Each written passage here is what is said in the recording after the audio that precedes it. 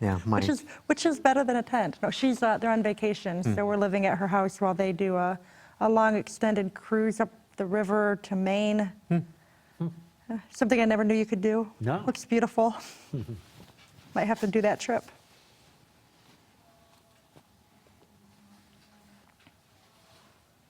Yeah, my wife and I once had a condo that burned, and we moved in with my parents. So same sort of scenario for you. Yes, You know, we were in a rental for a year, but my parents were home, not cruising up a river. So we have 5 in our family. So if we went to live with them, with all of us, it'd be 7 of us in a 1.5 it'd be an bedroom house. adventure. Big adventure. You know, I've never known anybody who had their houses burned down, and here we got 2 of them sitting on the set. Hey, glad we could be of service. Yeah. That's great. Okay, we're going to get going here in a few seconds, if the counter is correct.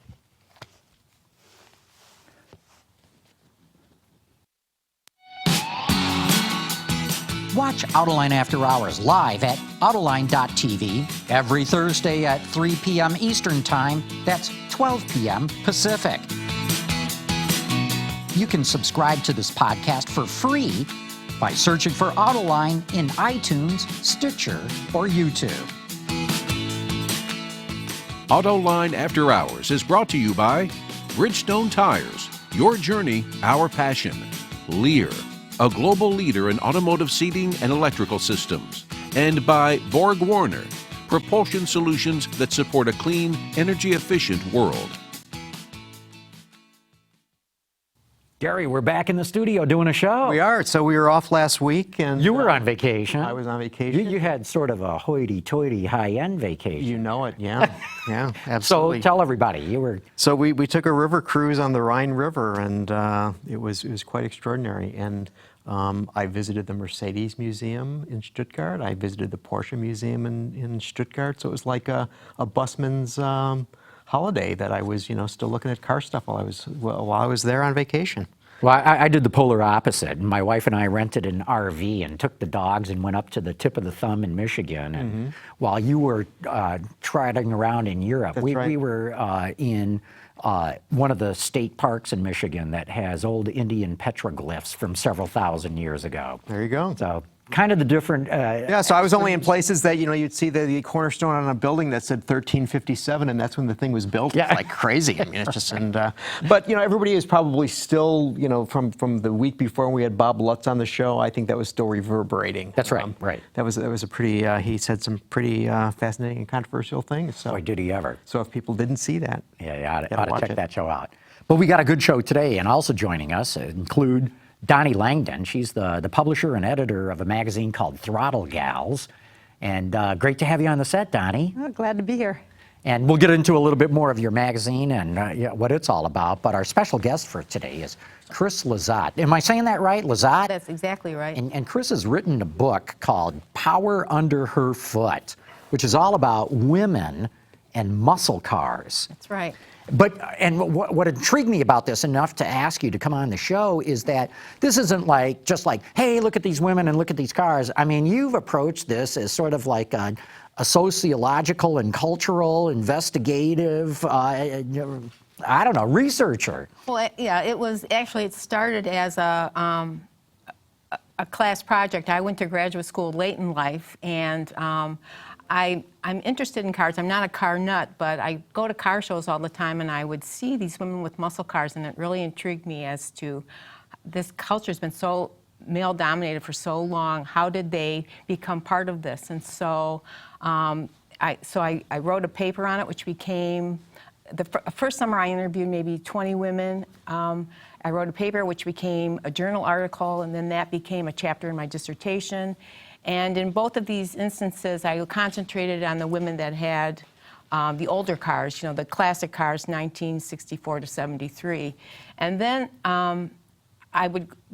kept going to shows, and I would see women with these newer cars, what I call the retro cars from 2005 to today. And I thought, well, that would be cool to sort of expand this into a book-size project and include those women, maybe the women that have the cars in between also, the cars from the 80s and the 90s that aren't really muscle cars, but they sort of have muscle car names. Well, so, pony cars, yeah, right? pony Mustang, cars. Camaro, Challenger, and the like.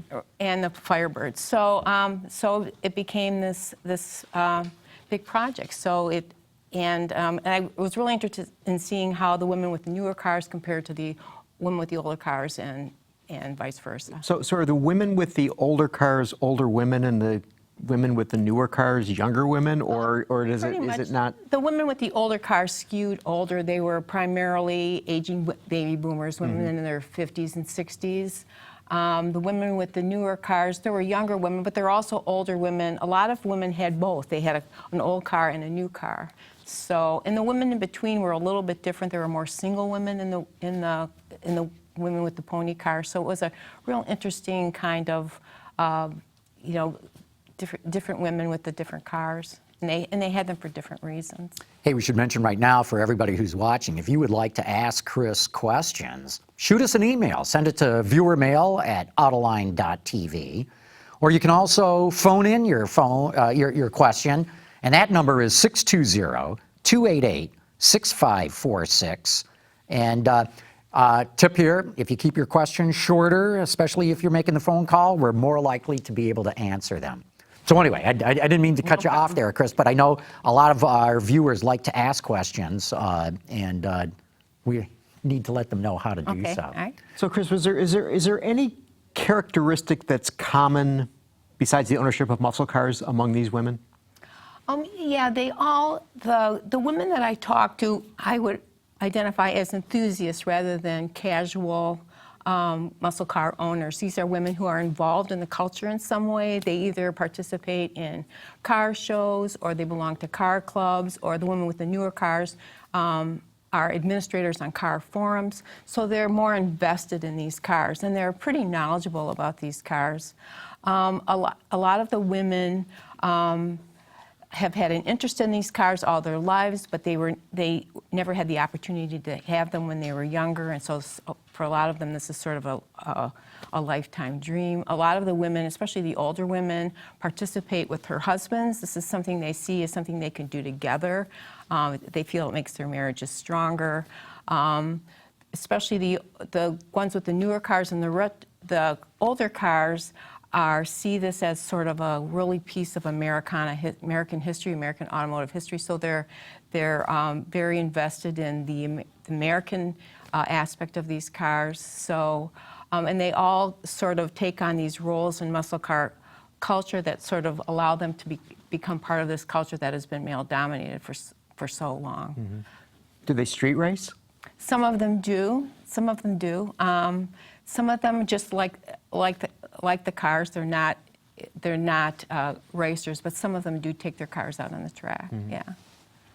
So I'd read that you made a comment about many people think that women are primarily associated with minivans and things like that, right, and not with muscle cars. I mean, did you find that to be true? I mean, as you just surveyed auto culture. Yeah, if I've done research, if you ever look at advertising, especially from the last 50 years, the cars that are advertised to women are almost always practical, functional cars. And so one thing I wanted to do was say, well, that's certainly women do love their minivans, but there's another side to them. They also like these other cars that say something completely different about them. And a lot of these women had those minivans when they had families, and now they see this as an opportunity to sort of show another side of themselves. This is, I'm not just a mom in a minivan, I'm also this person that has this, I'm also unique. I have this car that's loud and it's fun and it's fast, and so this is me too. So they see this car as an opportunity to show a different side of themselves. Do you find throttle gals are within this this sphere of thinking?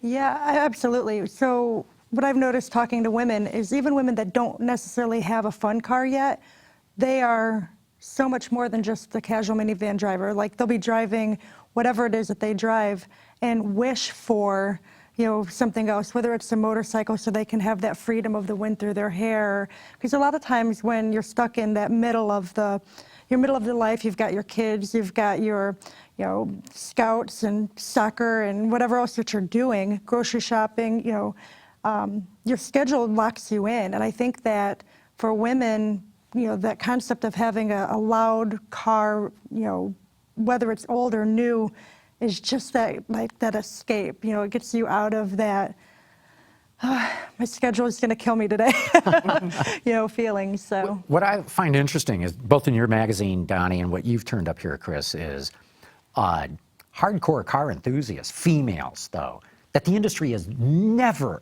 ever marketed to. Right. I mean, hasn't even tried. Like you say, they're marketing them practical, sensible cars.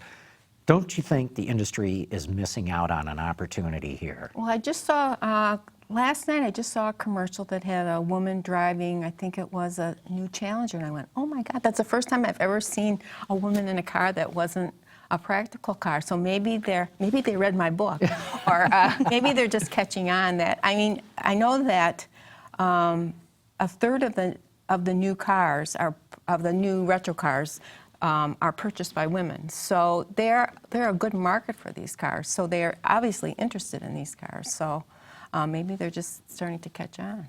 Does it hurt, though, if you start showing women in these muscle cars? I mean, are men going to go, ugh, it's just a chick car, I don't want to drive it? Maybe. I think that's why they've avoided doing it for this long. You know, that's certainly, because anything associated with women becomes sort of less than. I don't know, that Cadillac commercial back, what was it, like 2012 maybe, with the chick with the red Cadillac. I'm blanking on her name, but she became a famous actress. Was she the lady from Grey's Anatomy? Yes, Yeah. the one where she was like, you know, if your car can turn you on, you know, shouldn't you return a favor, or shouldn't your car return a favor? Yeah. So, I mean, sex still sells, whether it's female or male. I mean, we like that power, but I don't think that there's anything wrong with marketing a car to a woman from a man's standpoint.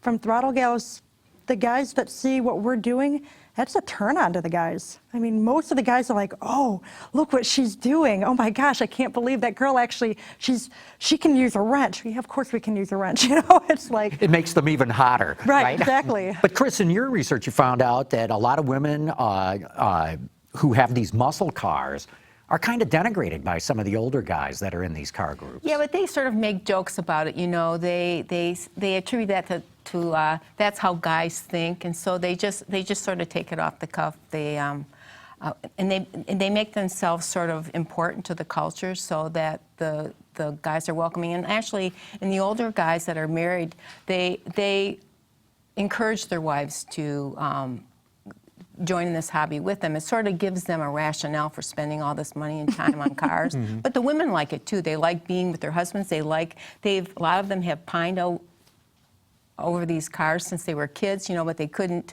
Some of the women talk about they used to have scrapbooks about the cars, like instead of the Beatles, they would have Mustangs, you know. So they've pined over these cars for a long time, and now they're finally have the opportunity to do it, and their husbands are happy to have them join them in the house. Although you say their husbands, but in many cases, their husbands have passed away or they've gone through a divorce, and this is their way of getting to what they want. Yeah, a lot of times they'll have the car that the husband left the car to them and made them promise to keep the car, or they'll finally get the car after their husband is gone, or their divorce is saying, this, you know, I can do what I want now, this is my car. So are these cars stock, or are these cars modified in some way? Yes, some are stock, especially the women that have the sort of the pony cars.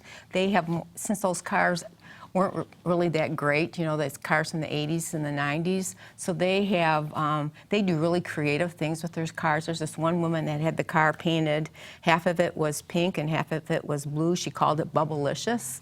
And it was a Firebird, and this was a car that she was one of those that got divorced, and so she got this car and she did what she wanted with it. And then she would dress half in pink and half in blue. So she did really creative things with it, because the car itself was just a Firebird. So she made it into her, you know. Now, was this something she would just drive around in, or was this just something that she would bring to shows or she would bring it to meets shows. of She would some bring sort? it to the Firebird Nationals, and she would always get awards for like most creative car or something like that. Yeah. Okay, we've got a question here that came in from Kelly from Orange County, and she wants to know, Chris, what can car companies do to persuade women to get into the car industry? I think that, you know, I think they have to make the cars more attractive to women, not just the minivans, but the other kinds of cars. I think they have to encourage women to drive these fun cars, and I think once they get invested in these cars, they'll understand that this is a fun thing. It might be something that I might be interested in pursuing. There's Bubblicious. If they're an engine. Look at that. There's Oh, the yeah, picture that of is. Bubblicious. That's Oh, and it's got scissor doors, too. Yeah, that's her car. So, yeah, I mean, I'm not a marketing person, so I don't know exactly how to answer that question, but I think if you can get women interested in cars early, then they will be more apt to think of it as a career. I know that a lot of the women I talked to who had an interest in cars had fathers or brothers or boyfriends that got them interested in cars in the beginning, and they were very knowledgeable about cars because they learned about it when they were younger. Doni, any thoughts that way? How does the industry get more women to get involved in the industry itself? There are so many walls that need to be taken down. You know, my husband's a welding teacher up in Pontiac, and the auto shop there, you might get 1 or 2 girls in that class, you know, a semester, and you know, there's just so many. You walk in and there's still a culture that, you know, you don't belong, you don't, you know, it's awkward and it's unfortunate, and you know, you have to have an incredible tough skin to get into that industry as a youth. And it only gets worse as you get older. And it's not that people are mean, it's just, you know, there's certain levels of expectations. The girls don't know where they fit in, the boys don't know how to treat the girls. There's all this issue with, you know, if I flirt with you or if I say hi, is it going to be misconstrued? You know, so there's a lot of walls that need to be taken down. But I think most of it is education, and I think the sooner that we can get the whole gender thing away, like, you know, if my daughter wants to play with Hot Wheels cars, let her play with Hot Wheels cars. And I think that you know, it needs to start really early and start with that whole concept. So you know, we were talking muscle cars here, but another one of your projects I thought has a rather fascinating title: "A Woman in Her Truck: Pickups, the Woman Driver, and Cowgirl Feminism." Yeah. So tell us about that. That's a paper actually that was accepted for publication in European Journal of American Culture, and that was actually also a chapter in my dissertation. But a number of years ago, I was in Fort Worth, and I went to the Cowgirl Museum, and it was really interesting to me because I was looking at all these women that were designated cowgirls, and they sort of. It was a whole spectrum of women. It was people like the past governor, Ann Richards, the former governor of Texas, as well as you know, people like Laura Bush, people from both sides of the ideological spectrum. And I thought it was a real interesting way that they sort of constructed this cowgirl as sort of a feminist, but not. So when I look at the women with pickup trucks, they sort of fit this mold because it's a wide range of women who own pickups, and much more diverse than the women who own muscle cars, for example. And they sort of embrace the sort of cowgirl spirit in their pickup trucks. And it was also, I was inspired by that that Silverado commercial with the girl and her horse. I don't know if you saw that, which was the first commercial I'd ever seen with a woman driving a pickup.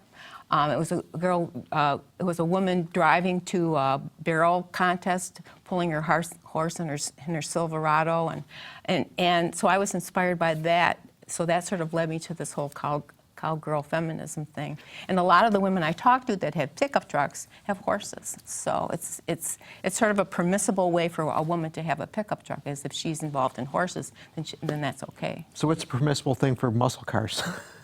I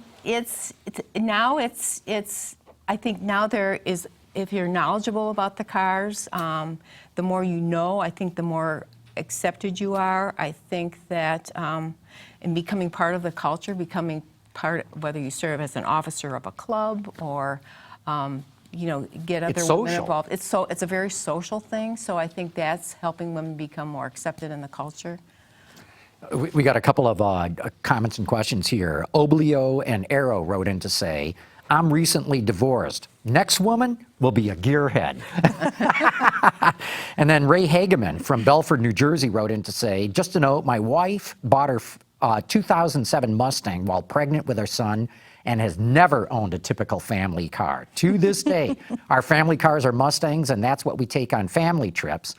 He goes on to say, I heard Don Fry, who was an old executive at the Ford Motor Company, speak at the Ford 100th anniversary, and he flat out stated that the Mustang was intentionally targeted to women because they knew the success of the car would require it to be geared to everyone.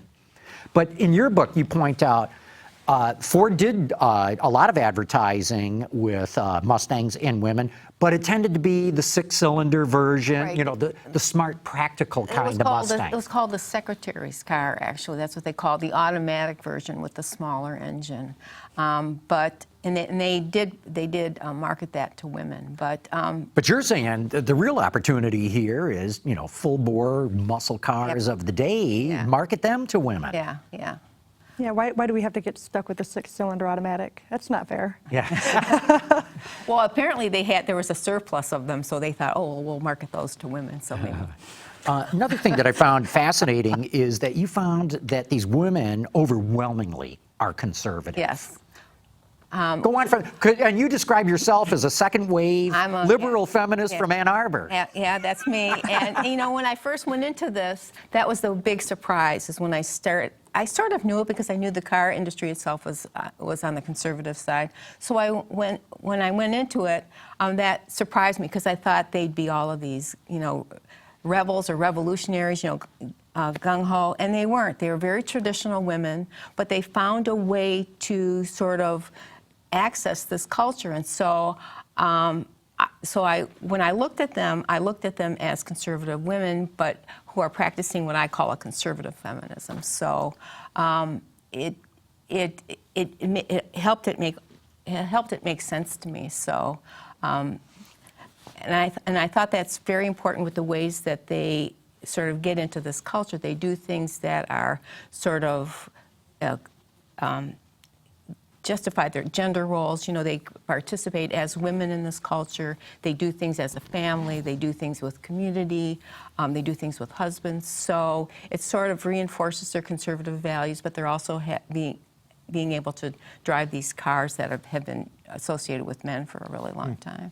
Is there any hierarchy in terms of cars, like a Charger is at this point, and a Camaro is at this point, and a Mustang's at this point, or in terms of for the women in terms of desirability and they're very loyal to what they've had or what their husbands have, and a lot of them will change loyalties when they get married. Like, I've always been a Mustang girl, but my husband likes Chargers, so I'm going to get a Charger.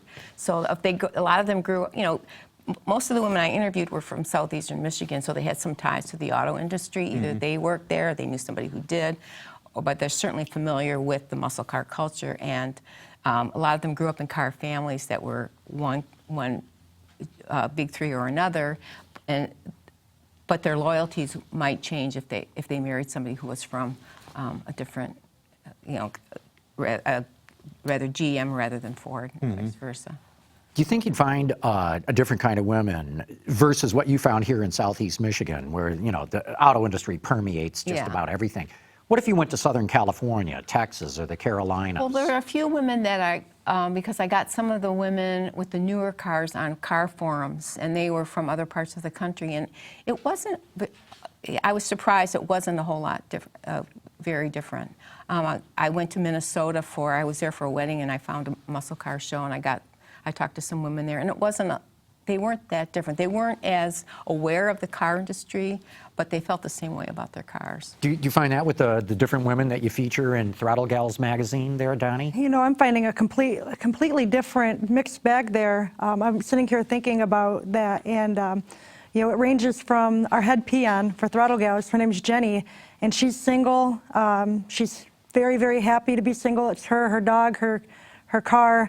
And in fact, she has a Chevelle, has a big block in it, and the big block was actually her engagement ring.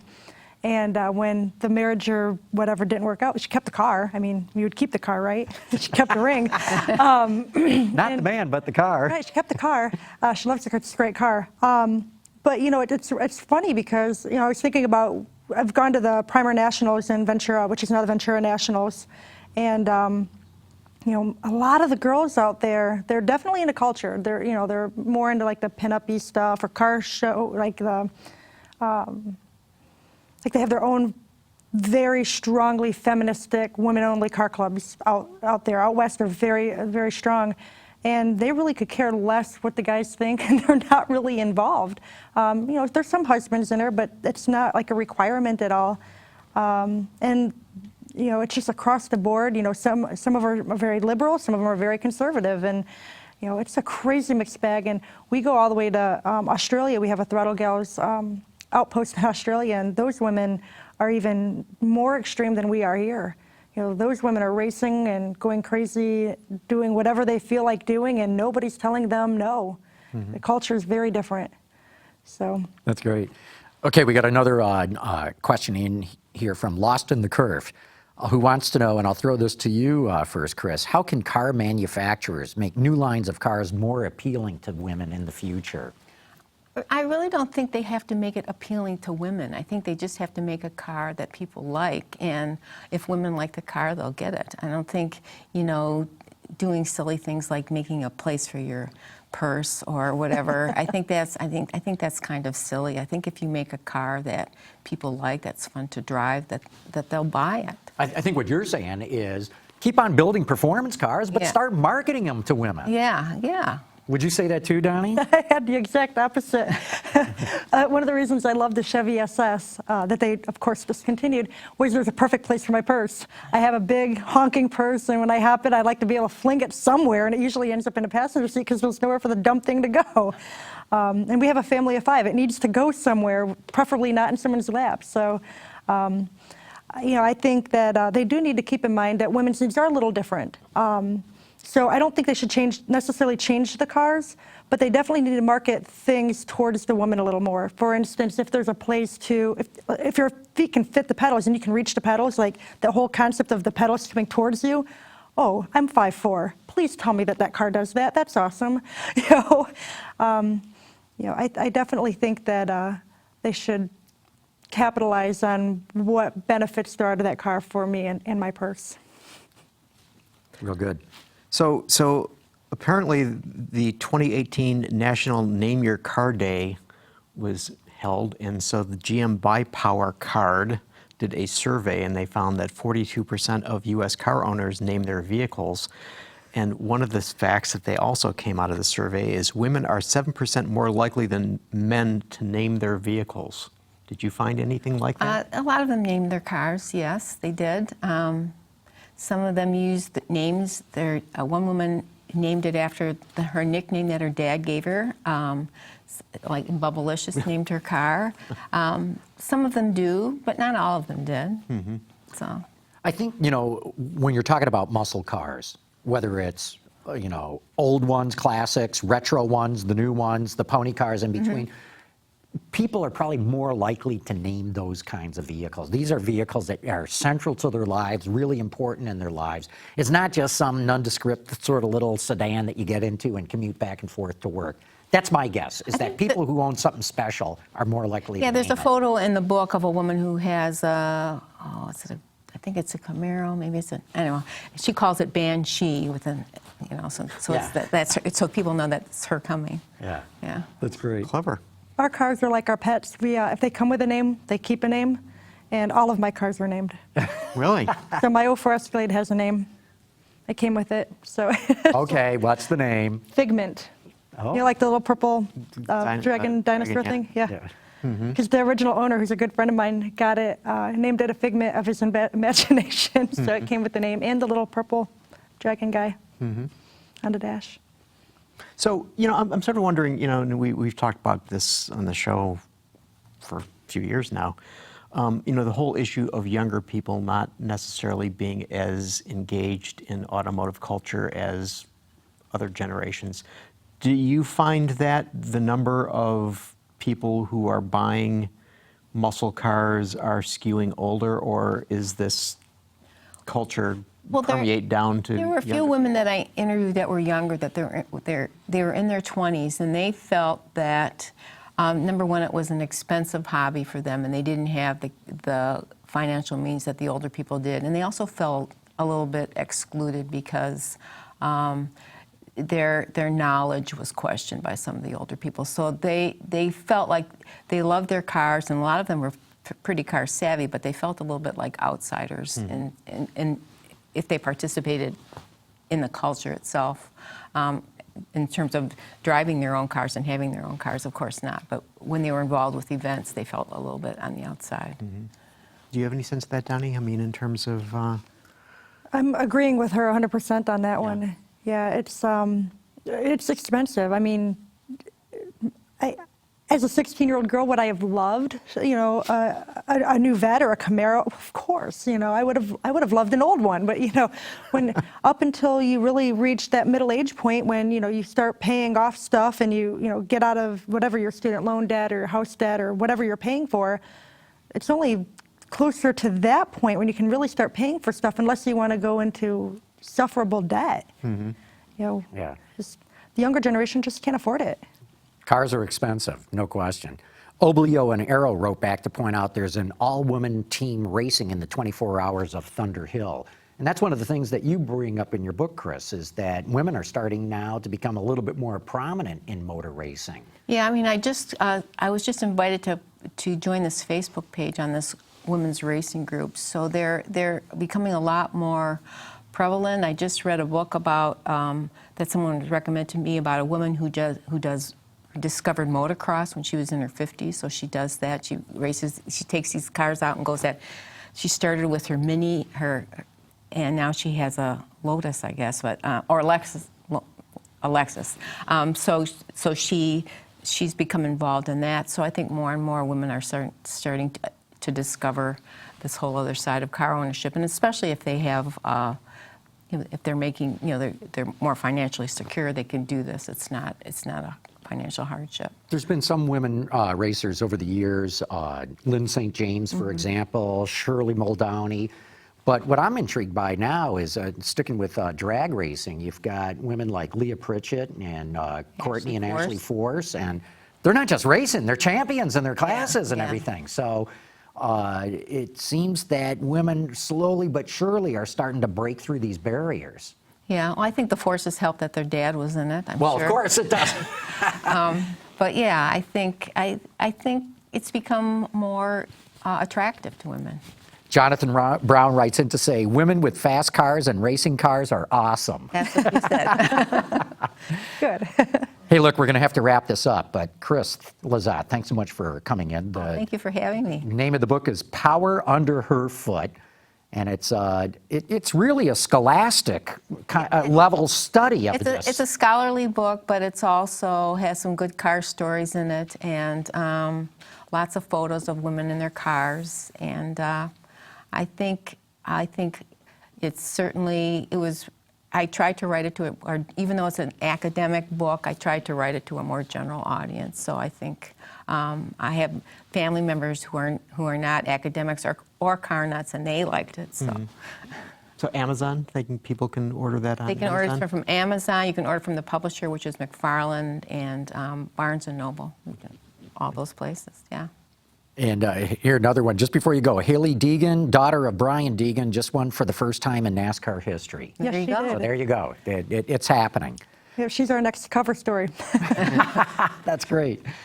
Well, thanks again, Chris. And we're going to be back in a minute. We're going to be talking more about what's going on in the industry. Dr. Data will make an appearance. But first, a shout out to our good sponsor, Borg Warner. The world is changing at an ever-increasing pace. No matter what the mode of transportation, there is always the need for an efficient propulsion system. And that's exactly what Borg Warner has been doing since the earliest days of the automotive industry. We create innovative mobility technologies that reduce energy consumption and emissions while improving performance. Our proven track record has made us an industry leader in forward-looking propulsion solutions for combustion, hybrid, and electric vehicles. Okay, we're back. And can we do this now, Carmen? Okay, this is the time of the show where Dr. Data makes his appearance. All right, so this is exceedingly topical, and Doni, before the show, you were a little little trepidatious here. They might not know what this is going to be all about. So, Katie, please bring up the first thing. So the number of women who competed in the Indianapolis 500, was it 6 women, 8 women, 9 women, or 11 women? So this is the entire history of the greatest spectacle in racing. Is that only as a driver, or is this? As a driver, As a driver. as someone So who let's see, there was they had to compete in the race. Janet Guthrie, I think, was the first. Lynn St. James, I believe, participated in it. Danica Patrick, of course.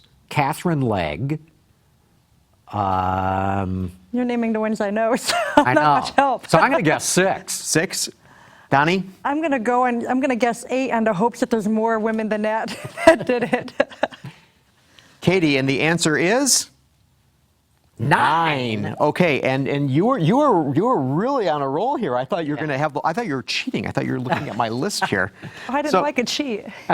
So here are the women, and this is a nice thing that Katie did. So up in the upper left-hand corner, Janet that's Guthrie. Janet Guthrie. That was 1977. She first started. Lynn St. James, Yeah. first race was in '92. Sarah Fisher, first race. Sarah Fisher, of course. First race in 2000. Danica Patrick, first race in '05. Milka Duno in '07. Bought her way into the series. Simona Di Oh, yeah. Simona Di Silvestro. She was was pretty good, in too, right. 2010. Anna Figueroa was also in I don't 2010. remember her at all. Pippa Mann was in 2011, Okay. and Catherine Legg was in 2012. So just another few facts about these. There are 3 of them I've never heard of before. So Sarah Fisher had the most starts, 9, and she had the fastest qualifying speed for a female driver, and that was 229.675 miles per hour. Danica had the best finish of any woman. She finished 3rd in '09, and she led the most laps, 29 laps at the end. Yeah, and I've since come to learn that, they called her to pit to fuel, and it turns out maybe she really didn't need to fuel and could have won the race. What do you think about that? I'm going to pretend like I'm not really angry about that right now. Well, she sure is. I bet she is. And it was just, a mistake. They miscalculated how much fuel or how fast she was burning it. But She should have pulled the Lightning McQueen and said, no tires, no fuel, just go. So while we're on this racing theme, I saw today that the Bob Bondurant School of Driving filed for Chapter 11. Is that right? Yeah. Whoa. So, but they say they're going to come back better than ever. Well, yeah, they're going to wipe out all their debt. And it'd be easy to make money after that. I actually did the Bondurant driving school years ago, and it was a blast. And it was the first time I got to drive in a Formula car, Formula Ford, and God, it was like crack cocaine, man. I couldn't get enough of it. See, and this is one of the things again that I get back to this whole thing of is it because there's a declining interest in cars? I mean, what do you find? I don't think it's a declining interest in cars. I know why I haven't done it. It's time and it's money. And It's pricey. between, it's like you've got to work to make the money, but then you don't have the time. Right. So, Yeah, that's. And who knows, were they not running the operation right? Were they, what the deal was? When I went there, Bondurant ran all Fords. And my understanding now is he's running Challengers, I think. I'm not sure. Anyway, what else is going on in the industry we should talk about, Gary? So, we got to at some point talk about our favorite subject, which is Elon Musk and Right. Tesla. Right. And so, since we did the last show, Elon was fined $20 million by the SEC. I figured that Elon could probably find that change somewhere in a couch in his offices, so that wouldn't really hurt him. And then the company was also charged $20 million. But they have this enormous debt coming due, like 1.6 billion or something. Well, that's all. Yeah, but I mean, so 20 billion, 20 million. Who cares? And then Elon is not going to be the chairman. He's still the CEO, but he's not the chairman of the board, which is peculiar to me. But even though he's not going to be chairman, he's still going to have probably more power on the board than whoever they name to be chairman, just because it's Elon, it's his company. So, and Tesla announced that in the third quarter it produced 80,142 vehicles, 50% more than the prior all-time high in the second quarter. Hey, listen, 50% more. Their sales are starting to be really serious. People should sit up and. Do you have sales numbers? Because for Tesla Yes. for September, because I looked up at Ward said they sold 15,000, but I heard that Automotive News. Everyone has to estimate this, but I heard that Automotive News reported that they sold 21,000. And they don't even hard market it, but everyone that sees a Tesla goes, ooh. Right, exactly. But get this now. So let's see if I can do this off the top of my head. Tesla now outsells Fiat, Mini, Jaguar, Land Rover, Cadillac, Lincoln, Mitsubishi, Volvo, and depending on whether you go by Ward's numbers or Automotive News's numbers, either they are about to outsell Audi in the United States or are already outselling Audi in the United States. And I'm just like, this is no longer a little niche player. These guys are for real. So I was talking to a high-ranking engineer who works for a European company that is involved in automotive manufacturing, and last night, and I was asking him about Tesla, and and one of the questions that I always am asking people in the industry is, why did this little upstart company from Fremont, California, beat Daimler, beat Porsche, beat Audi, beat General Motors, why? It's inexplicable to me. And this gentleman looked at me and he said, well, there's one reason. And he says, and it's simply because those other companies want to make money. It was just, end of story.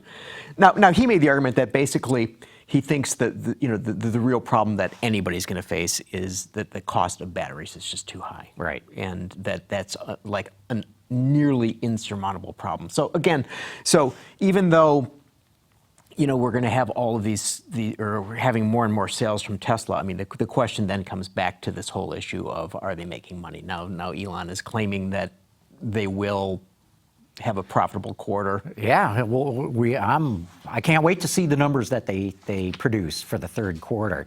But remember, Tesla is selling cars that are priced between $50,000 and $130,000.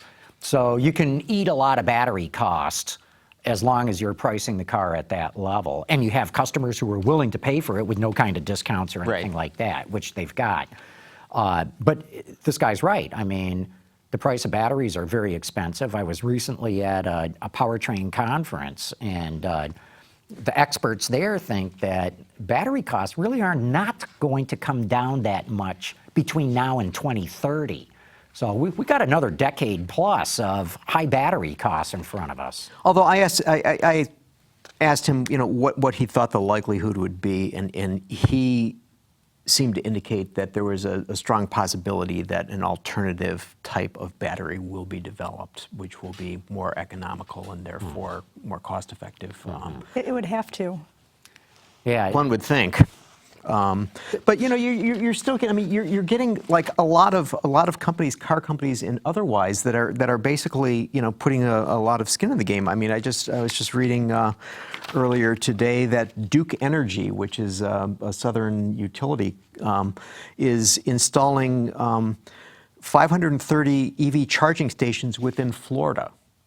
So clearly, utilities are not charitable institutions that are putting this stuff out there because for the good of mankind. So I mean, and that is by 2022. So I mean, it's just a few years from now. So clearly, these companies think that there's something very real here, and not just some fleeting phenomenon. Yeah. So Lost in the Curve wrote back to say, can you get Musk on the show? I don't think so. They won't even loan us test cars. Yeah. So I don't think we're going to get Elon. I have Elon. Maybe if we had some weed. Yeah, there you go. I have interviewed Elon 3 times now, but can't get him on the show. Barry Rector from Indy says, has Here's a question for you, Gary, and for you too, Donnie. Has Tesla been hurt or helped with Elon stepping down from his position? I don't think people are going to care that much about Elon stepping down from his position. Well, see, my question basically is that, okay, if he steps down from being chairman of the board, but he's still CEO of the company, what difference does it make? Exactly. I mean, and it's like, who's looking at the guy's business card? They don't care. Yeah, right. You know what I mean? It's just like, It's a title. You know, and he's, I mean, okay, what other car company, now that Sergio's gone, does anybody say Mary, or does anybody say, Hackett, Jim. Does anybody say Jim? You know, if I were to say to you, so what do you think about Jim's company? Yeah. Mary's company. Yeah, who are you talking about? And it's just like, who are you talking about? But of course, Elon's name is somewhat different, and you know that. So, you know, the big question, and I think that this is you know, if you look at the Silicon Valley people and people that you know, that are at covering this stuff for, you know, not traditionally non-automotive things, more tech publications, you know, the big question becomes, is Elon Musk the Steve Jobs of Tesla? And if, as there was the case when John Scully replaced Steve Jobs and Steve Jobs left and started Next Computer, and then Apple tanked. And then Apple tanked, and then they brought Steve back, and you know, they became the first $1 trillion company. I mean, largely, I think the momentum from Jobs, right? So is Tesla minus Elon anything? And I don't think so, because I mean, we all see Elon doing so many things. Like, he's so diverse. It's not like Steve Jobs, where his whole world was Apple, right? Mm-hmm. I mean, Elon, he's going to the moon, right? He's going to go to Mars. He's going to go wherever he wants to go, because he's Elon, right? or he'll bore a tunnel and go under the earth. Yeah, he doesn't care. The rules really kind of don't apply to him at this point. So none of us are ignorant enough to think that he is running all of Tesla. I mean, he's got his hand in so many different pots that we know there's a company there. There's competent people put in place to do their job. I think it'll be fine. Yeah. Hey, we got to take a break, but just before we go, SubGR77 wrote in to say Musk will never come to Detroit, and that's a mistake. He could learn so much. But wasn't he at an Automotive News World Congress? Oh, yeah. In fact, the first time I got to sit down and talk with Elon was at an event here in Detroit, and my first interview with him was at the Detroit Auto Show. So he has come here. But I think what this guy is saying is, come learn how to build cars, you know, straighten out your manufacturing mess. I think that's the point that the guy's getting at. But first, before we get back to more news of the industry, we've got to take a quick break, and we're going to give a shout out to our great sponsors, Bridgestone and Lear. Lear Connexus offers a parental controls application with geofencing that sends notifications regarding driving behavior and location, including curfew alerts, acceleration alerts, and speed alerts, all delivered to a smartphone application that includes vehicle location, driver notifications, and a report card of driving history, including notifications when predefined geographic boundaries are crossed. For more information, visit Lear.com. All right, we're back. Talking about news of the industry and other interesting things going on. What's next, Gary? Well, so we had sales announced this week, and what's your take on the... Well, you know, everybody's like, oh, sales are slowing down and blah, blah, blah. And I see a very strong market. And I'll tell you why. Because if you look on a daily selling rate basis, sales were down 2%. But that's compared to last year. And last year's September, a couple of hurricanes had hit in August and knocked out sales in Florida and where else? Was it Texas? Yeah, Houston. And then everybody had to replace those cars the following month. So September last year was an 18 million plus SAR. And so we're comparing to a very strong month a year ago. And I think we still had a SAR for last month this year. 17.4 or 5? Yeah. That's a strong market. Okay, so the hurricane argument was an argument that was made by Ford. And as you know, John, As an excuse for their poor sales showing last month? Well, Yes. well, and for the fact that that FCA beat Ford in sales. Right. I mean, that was incredible. So FCA is rocketing ahead. So now the thing of it is that so if you look at all of FCA, if people just look at Ford brand, I mean, it's just like a significant difference. But if you add in Lincoln, the difference between FCA, because they're counting all of their multitudinous brands, you know, the Dodge, Chrysler, Jeep, Ram, Alfa, Fiat. Okay, so they totaled at 199,819 units, but if you take Ford and Lincoln, there's only a difference of 2,415 cars in trucks. I mean, it's not a huge deal, but the last time that FCA beat Ford was November of 2015. But you know, one of the things we were talking earlier with Chris and mentioning the whole phenomenon of minivans. This is one thing that really jumped out at me when I was looking at the numbers for FCA. Pacifica sales, okay, which is a nice, handsome, great minivan. So for the month of September, they had sales of 10,629 units. The Caravan, the old one, had sales of 13,829. Its sales were up 344%. Yeah, well, sounds like a big fleet order came in last month. Okay, so the thing that I wonder about, though, is that, I mean, so, you know, Waymo is buying...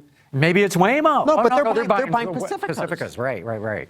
No, look. So why is it, okay, so why is an old vehicle, because the Pacifica has been out for, what, 2-3 years now? Yeah, right. So it's... Price. Oh, price and aesthetics. I am not a fan of the You don't- Pacifica. no? Really? No, I think it's And, too you know, choppy and angular. I'm not a fan. in the I exterior... just saw one. And the exterior design was done by a woman, No, that doesn't mean Irina Zavatsky. So, I'm not sexist in design. A guy can design and I like it just fine. I'm just Doesn't saying. matter. Yeah, no, the other thing that jumped out at me is the continuing and worsening plunge in sales of passenger cars. You know, earlier this year, they were dropping at about 50, 60,000 a month. Then by the summer, it was down 70,000 a month. Last month, they fell 110,000. And, you know, companies like Toyota, Honda, and Nissan who said, oh, we're committed to them and we're going to keep on. Well, Honda's pass car sales were down about 20%, Toyota's 25%, Nissan's 35%. These are huge drops. Mm-hmm. And I'm just stunned that far from finding the bottom or starting to level out, the plunge is getting deeper. But don't you think at some point we're going to reach a saturation of crossovers? And I mean, yeah. I mean, because I mean, let's face it. I mean, just from a styling point of view, I mean, the architecture of a crossover is far more limited than what you can do with the sheet metal of a car. I mean, they all pretty much. I mean, so if you take a RAV4 and you take a CRV and you take an Escape and you take an Equinox and no, you take the silhouettes are so similar. They're all similar, you know. But then if you looked at a Fusion and you looked at a Camry and you looked at an Accord, I mean, the sheet metal is all styled differently. I mean, they have some real character there.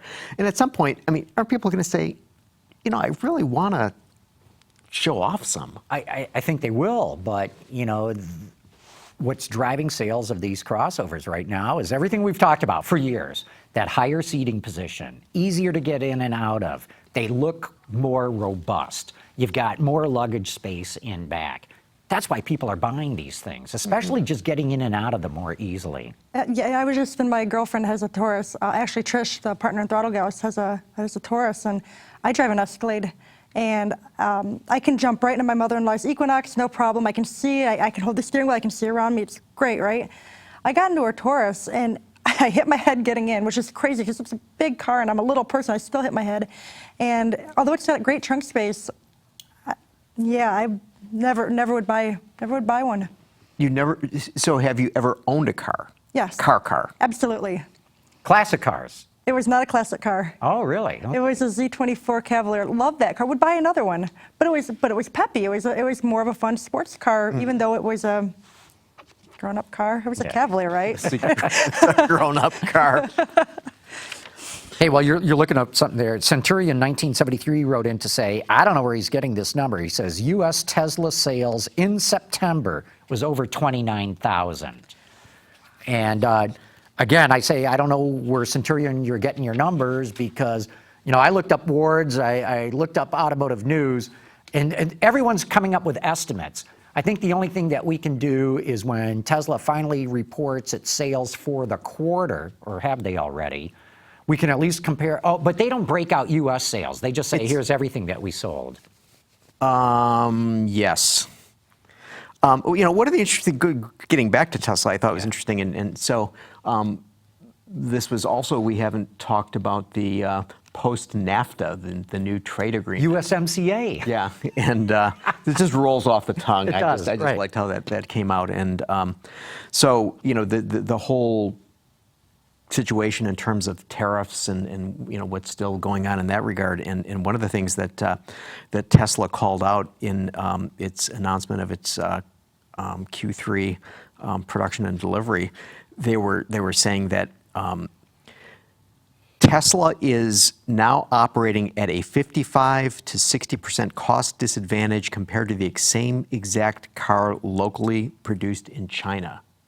They're basically saying that they are being targeted by tariffs, that they're it's becoming unaffordable, so they're going to be building a plant in Shanghai, Right, to be able to sell cars affordably all there. American-made imported vehicles are slapped with a 25% tax in China. And who it's hurting the most right now is BMW and Mercedes because they build so many SUVs in the U.S. that get exported to China. They're the ones that are being hurt the most by this tariff. So that's an interesting thing. What did you make of the USMCA? I think it's a pretty good deal, actually. Everybody kind of agreed that NAFTA needed to be updated. Rules of origin were fuzzy in some things and outdated in others. I think it's a good move overall. Will it drive up car prices? To an extent, it will. It requires more North American content. It also requires that, and it's a sliding scale, starting out at 30% of that content has to be made with labor that's been paid at least $16 an hour. That ratchets up to about 40% of all content. 50%? 45. 45%. And that's going to drive up wages in Mexico, Right. which I've been railing about on this show as being disgustingly low. I'm offended that BMW is paying its line workers in Mexico $1.10 an hour, that it's paying its skilled tradespeople about $2.30 an hour. In this, again, being a country, Mexico, with a per capita income of around $19,000. They should be paying those people at least $19,000 a year. That's why you have an auto industry, because it pays better wages than other stuff. And I think this USMCA, the new NAFTA, is going to force wages up in Mexico. And yes, that will increase some costs, but this is an industry that has shown real innovation at getting more productivity and being able to absorb cost. Not right off the bat, but give it a few years, and we're going to absorb this extra cost. And remember, in the United States, we still have the lowest car prices in the world. Price out a similar car here versus one in Europe. Price out a similar car here versus brand, I'm talking to, in China. We got the cheapest car prices in the world. So, yeah, even if car prices go up somewhat, we're still going to have the cheapest in the world. Anything? I got nothing. You got nothing? So so moving on to a different subject.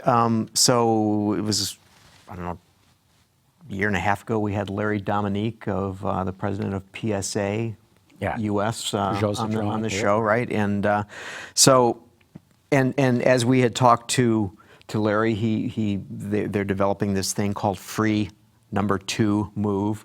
And this was going to be basically an app whereby it would aggregate all different types of car sharing and ride hailing services, and it didn't matter what brand it came from, and they're doing this in Europe. They announced that they're going to launch a program. This is according to Reuters, in Washington D.C., and they're going to get 600 vehicles for this free to move mobility solution, and they're going to be Chevy Equinoxes and Chevy Cruzes. And the thing that's sort of slightly ironic, if you think about it, that who did General Motors sell Opel to? Yeah, PSA. PSA. So as they're trying to make their move back into the U.S. market, because they left in 1991 the U.S. market. Peugeot did. Peugeot didn't. Unreal. Want to bring it back. Do you think it's unusual that we knew Larry when he worked at Nissan. Right. Product planning. So I was a little surprised that there weren't a whole bunch of Rogues and Sentras or Altimas or something like that. Yeah, well, it'd be interesting, who'd he go out, shop the idea to, who offered him a deal, or who offered him the best deal? Sounds Right. like Chevrolet did. Mm-hmm. You're going to see those numbers go up in your next monthly sales, huh? You think? Yeah, by 600 units, Right. 300 there, 300 there. And then, of course, I think what is absolutely startling news, or news that is going to have reverberations that happened this week, the announcement that Honda and General Motors and Cruise Automation are getting together and going to be creating a purpose-built vehicle for autonomous services. Yeah. And I was stunned by that announcement. This is a game changer in the industry. GM got SoftBank, which is this Japanese investment firm, to put, $2.5 billion, $2 billion into Cruise. I thought that was big. We have never seen automakers go out and get outside investors to come in on a program. I don't think it's happened in the history of the industry. Or if it has, it's extraordinarily rare. And when Honda said, hey, me too, it was like, For 2.5. wow, for $2.5 billion, $750 million directly into Cruise, $2 billion on top of that, developing this car. It was like, wow. That, when Mary Barra said, the industry is going to change more in the next 5 years than it has in the last 50. These are the kinds of things she's talking about.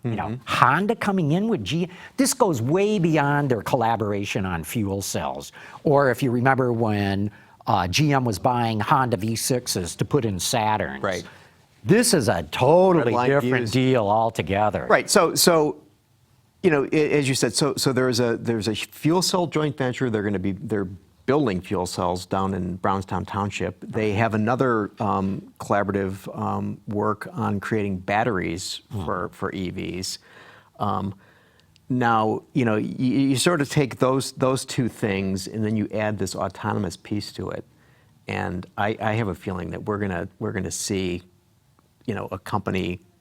And who knows what it's going to be? I mean, is it going to be General Motors? Is it going to have a different name? I mean, it's interesting that in the announcement, General Motors just referred to Cruise seemingly as though it were a company unto itself. They dropped the automation in the announcement, and it didn't even indicate that it owned Cruise. You know what I mean? It's just like, there's GM, there's Honda, there's Cruise. Three legs of the stool, right? But huge. And then it gets then another card gets played where SoftBank and Toyota get together and announce it today that they're going to create a service in Japan which will have autonomous vehicles and not just using SoftBank and Toyota money, but using SoftBank's Internet of Things capability and communications capability, because it is a telco, and Toyota's e-pallet system. I mean, it's just coming fast. It's coming real fast, and it's going to be fascinating to see how this all works out. But as of right now, you got to say GM is out in front of every other automaker. I think from an autonomous technology standpoint, Waymo is still on top. But from a traditional OEM standpoint, GM is so far ahead of everybody else. And I think Honda, which hasn't said word one about autonomy, realized, oh my God, we've got nothing. And the industry's racing ahead. How do we catch up? And they had been talking to Waymo, but this announcement shows they saw a lot more benefit tying up with GM than they did with Waymo. It makes me question, though, what's going to end up happening with all those loyalties, like people that are all Chevy or all GM and hate Honda, and people that, won't buy Ford. I mean, now you've got this merger, and it's almost like a collision of almost ethics. It's a weird feeling for me to sit here and hear all that. But if you were in a city somewhere and you ordered an Uber or you ordered a Lyft, and the guy showed up in, or a woman showed up in whatever, would you not get in it? Oh, I don't care, but if I go and rent a car, I do care what I rent. I can't change what someone's picking me up in, but right. There's certain weird loyalties there, right? And it's just interesting to me because. So what if the thing came out and it didn't say General Motors and it didn't say Honda, but it said Cruise? So it was a completely, a brand without any emotion or loyalty attached to it. I mean, sure. It would be kind of like the Pontiac Solstice, though, right? Where you're looking at and you go, or not the Solstice, the Matrix, the Toyota Matrix and the Vibe. The Vibe. It's you kind of know, right? Well, you kind of know, but because you're into it. But I mean, I think most people would think, oh, this is a Pontiac. Yeah, that's true. Okay, Centurion 1973 is still writing in as we speak here. He said his source is Inside EVs. Right. So I don't know. I don't know. They do a very reputable. I know they do, but their numbers are so far off Automotive News's that are so far off Ward's. I don't know where to go. But he is sending in stuff on Q3 sales. So we'll have to look at that. But as I said, Tesla does not break out their U.S. sales on that. But we got more.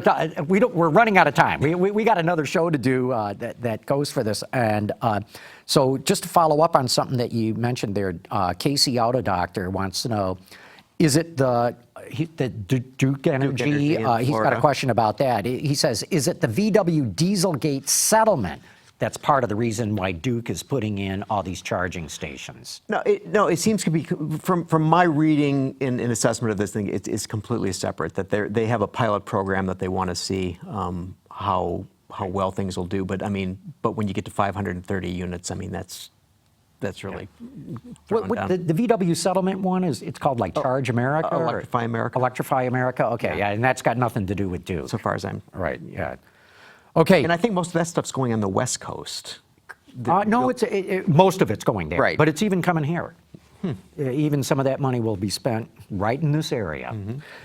Hey, we're going to end the show on this. We got a phone call from Clem. Let's bring that in, Carmen.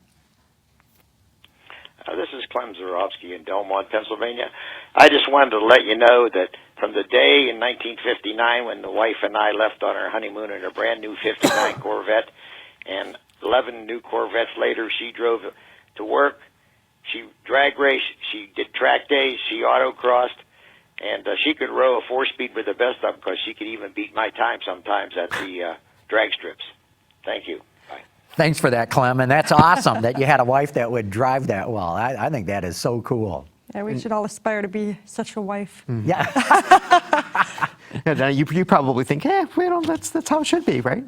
Yeah, of course. Well, let's wrap this up. Doni Langdon, thanks so much for coming on. People, do you got a website for Throttle Gals? ThrottleGals.com. There you go. Yeah. Okay, everybody knows how to find it now. Carrie, it's been great seeing you again. It's always fun to do this show. And with that, we're going to wrap it up, folks. Thank you for having tuned in. Autoline After Hours is brought to you by Bridgestone Tires, your journey, our passion.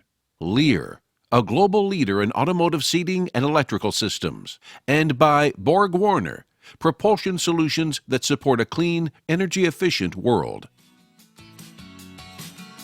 Visit our website, Autoline.tv, where you can watch us live Thursday afternoons. Get your daily fix with Autoline Daily and in-depth analysis and interviews with Autoline This Week. There's all that and much more at Autoline.tv. Waiting to do, and you just decided that you would forego doing that. I'll restrain myself. Okay. Well, my takeaway from this show is this industry is missing a huge opportunity to market performance, hardcore performance to women. I'm happy to help them Yeah. with some ideas. Yeah, right. Yep. Well, see, one of the things that I was sort of thinking about is that, Chris said, what, a third of the muscle cars are bought by women. The current muscle cars. Yeah. And it's that old saying about how a young man will not buy an old man's car, but an old man will buy a young man's car. And so the question is that if you're in marketing for, whatever muscle car, and you look at it and you say, okay, if I advertise this to a third of the potential buyers, am I going to be alienating the larger percentage? I don't think so, because these days marketing and advertising is getting so targeted. So presumably you're going to find television shows or magazines or whatever it is where you're more likely going to find a woman or female audience. So like Throttle Gals. Like Throttle Gals, exactly right. They should go spend a bunch of money on your magazine. I'm here. Yeah. You're ready. All right. Whereas, why not go and market to them? I think there are parts of the car buying public that have not been, gone after. Look, one of Subaru's successes is it deliberately and consistently went after the LGBTQ crowd. And boy, have they hit a home run by doing that. Whereas others are like, ooh, are we going to alien? I bet there's a bunch of Subaru buyers who have no clue the company markets to LGBTQ. Mm-hmm. And so I think it's absolutely... Dog owners, I thought. Yeah, right. Yeah, everybody likes dogs, or most everybody. But I